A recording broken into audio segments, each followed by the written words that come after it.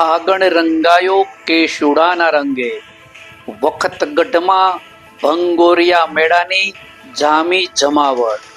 નમસ્કાર, હું છું ગોપાલ ભેસાણિયા. આપ જોઈ રહ્યા છો સહજ ન્યૂઝ. ફાગણ માસની શરૂઆત સાથે જ પ્રકૃતિ સોળે કળાએ ખીલી ઉઠી છે. કેશુડાના કેસરિયા રંગથી આદિવાસી વિસ્તાર રંગાઈ જાય છે અને તેની સાથે જ આદિવાસી સમાજમાં આનંદ ઉલ્લાસની લાગણી છવાઈ જાય છે.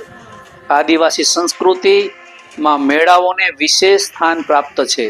હોળીના એક અઠવાડિયા અગાઉ યોજાતા પરંપરાગત ભંગોરિયા મેળાએ સંસ્કૃતિનું જીવંત પ્રતીક છે.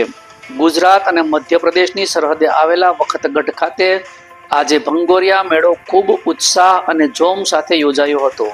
મેળામાં આદિવાસી સંસ્કૃતિની અનોખી ઝલક જોવા મળી હતી.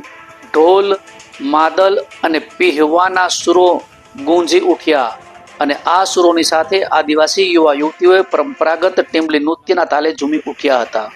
રંગબેરંગી વસ્ત્રોમાં સુસજ્જ યુવાનો અને યુવતીઓએ મેળાને જીવંત બનાવી દીધો હતો. હોળી આદિવાસી સમાજ માટે દિવાળી સમાન મહોત્સવ માનવામાં આવે છે. વર્ષ દરમિયાન રોજગાર માટે ભલે ને તે ગમે ત્યાં રહેતા હોય, પરંતુ હોળીના પર્વમાં તેઓ માંદરે વતન પરત આવી પરિવારજનો સાથે સ્વજનોને મળવા માટે મેળાઓમાં ઉમટી પડે છે.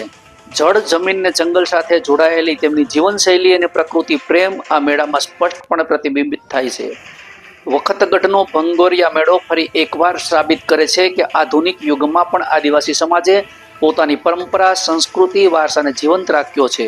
કેશુડાના કેસરિયા રંગ અને ઢોલના ધબકાર વચ્ચે ભંગોરિયાની મહેક આજે પણ અકબંધ છે.